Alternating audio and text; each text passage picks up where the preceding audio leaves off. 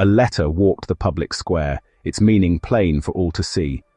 A watchful spy took careful care to note each favored frequency. The vowels gathered like a court, the common signs retained their throne. Though symbols changed in strange report, their ancient habits still were known. One mask was worn from start to end, one rule commanded every page. The hidden text could not defend its nature from the counting sage. For what is altered yet remains, a creature of its former birth. The same old pattern leaves its stains, however grand the mask's new worth.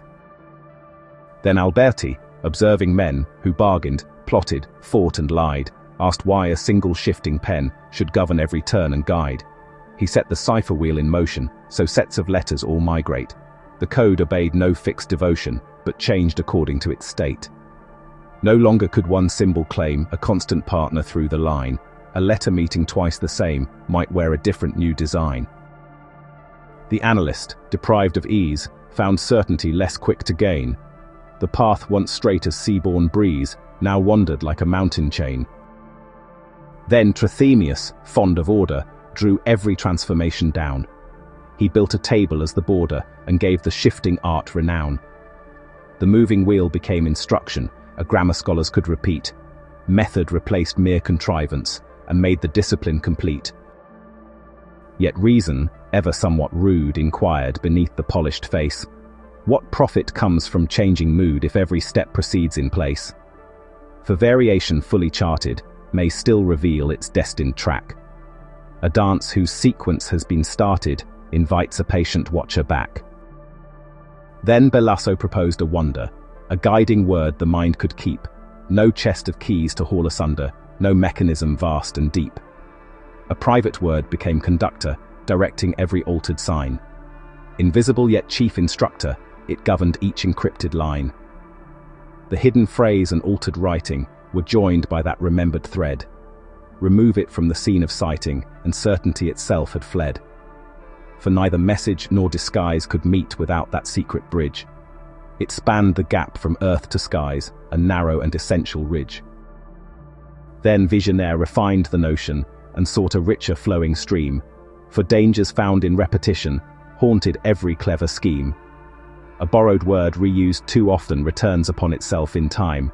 Its cycles gradually will soften, the walls erected so sublime. At first the cipher seemed triumphant, a many-coloured shifting sea.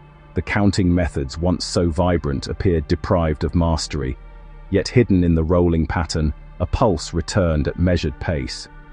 And each recurrence, lurking, latent, left traces none could quite erase. The patient codebreaker attended not to meanings but to rhyme. He marked where distant fragments blended across recurring lengths of time. What looked a single woven fabric began to separate in strands. The grand design became less magic when split by analytic hands. Each strand obeyed a simpler order, a smaller kingdom with one law. The fortress lost its mighty border, its weakness visible to draw. Then Kasiski pursued the echoes, and Babbage followed close behind. They measured intervals and traces that repetition left to find. Convenience, praised by every user, had planted clues within the text. The very feature prized as chooser prepared the means for what came next. Then Friedman armed the art with numbers and weighed the evidence with care. No longer trusting lucky wonders, he asked what structures lingered there.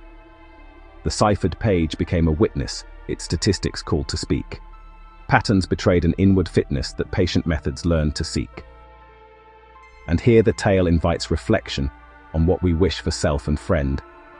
Security seeks self-protection, yet trust must also find its end. We hope our thoughts may travel safely. We hope another's may as well. Yet worlds exchanging words more freely demand a guise none may compel. When every guiding sign is random and never walks the road twice through, no hidden rhythm waits to hand them, a clue from which the rest ensue. The coded page reveals no pathway toward the thought from which it came. The missing sequence bars the doorway and leaves conjecture without claim. This lesson shaped a later practice whose stream of symbols never turned. The weakness found through long attacks provided wisdom slowly learned.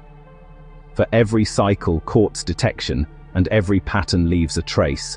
Repetition invites inspection, however artful be its face.